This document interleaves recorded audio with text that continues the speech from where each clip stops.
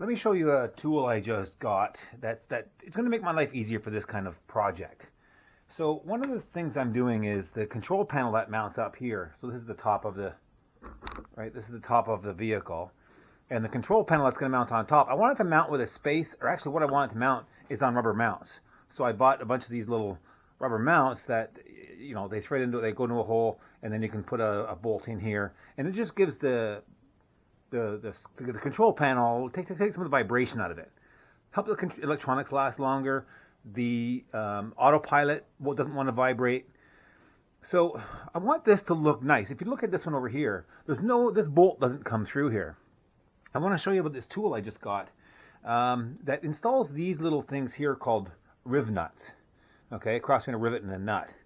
So this is threaded, and my little mount's going to thread inside there.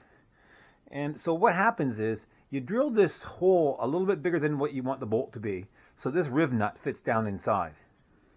And then you get this tool, which is, you know, a riv nut setter, of course, is what it's called. And these handles open up. And when you open the handles up, you can thread this little nut on the bottom.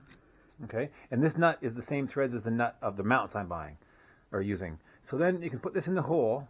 When you give it a squeeze,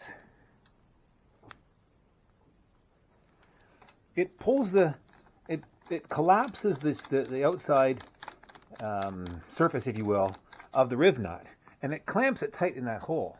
So now you can take this mount and you can thread it in.